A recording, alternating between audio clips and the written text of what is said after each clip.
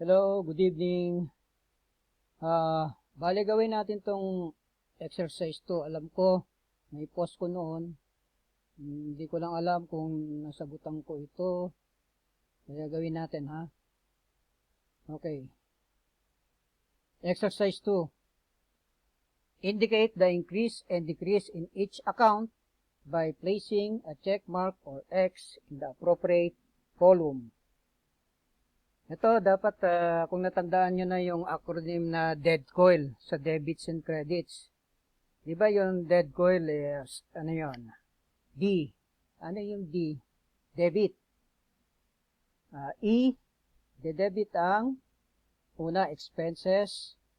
Yung A, assets. Tapos yung D, drawing. Yung drawing account ng owner. Then yung COIL, yung C, is, ano yun uli? Credit. Ano yung O? C, O, owner's equity. Tapos I, ano yung I? Income or revenue. Then last, L, or liabilities, yung mga pagkakautang. Ngayon, magandang guide yun dito eh. Simulan natin ha. Transactions, number 1, cash is increase. O kung maalala ninyo yung mga lesson, ano ba ang entry sa cash pag in-increase siya? Debit. Diba? Kasi ang normal balance niya ay debit. So, X. Next, capital is increase. O ano ang entry pag nag-i-invest ang owner or owners? Debit, ano, asset, then credit, capital. So, ang sagot ay credit. Next, number 3, rent expense is increase. Ngayon, ang maganda dito, tandaan nyo kung ano ang normal balance ng isang account. Kasi ang normal balance, yun ang increase niya or decrease, depende. Halimbawa ito, expense. Lahat ng expense ang normal balance ay debit. Kaya, i-increase siya, debit. Okay? Then, equipment is increase. Ano ang equipment? Ang equipment ay asset. So, pag i-increase mo ang asset, debit. Service income is increase. Ang service income o revenue, gumawa na tayo ng worksheet, di ba? Tsaka mga entries, trial balance, sana ikita ito. Pag nag-i-increase ang service income o revenue, ito ay credit. Prepaid rent is decreased. O, iba naman ito, decrease. Ano ang prepaid rent? Ito ay isang current asset. So, pag asset, pag ini-increase, debit. Sabi, decrease the opposite, credit. Next, prepaid rent naman, pareho din, is increase. So, yun. Pag ini-increase mo ang asset ay debit. Accounts receivable is increased. Ang accounts receivable, ito ay mga pautang. Pautang mo na benta. Kukolektahin mo yan later eh. Ito ay classified as asset. Current asset nga yan eh. So, pag i-increase mo ang asset, ito ay debit. Accounts payable is increase. Ang tandaan nyo lang, pag receivable, pautang. Pag accounts payable, ito ay babayaran mo. Babayaran ang negosyo pala. So, ito ay ang tawag dito ay liability. Ang accounts payable, usually, ito ay current liability. O, pag liability, andun siya sa COIL. Kaya pag i-increase mo, debit o credit?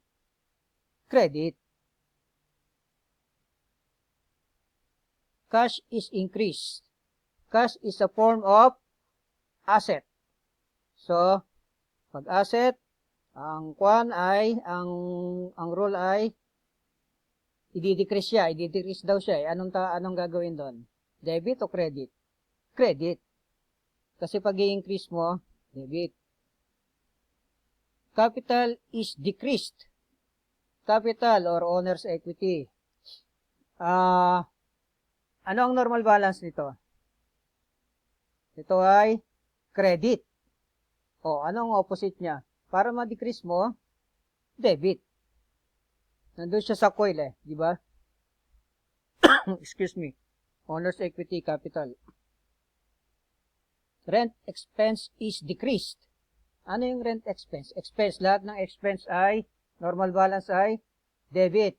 O, kung i-decrease mo, siya ay credit. Ito, usually, gagawin mo sa adjusting entry to Pag rent expense, ibig sabihin, expense method ang ginamit.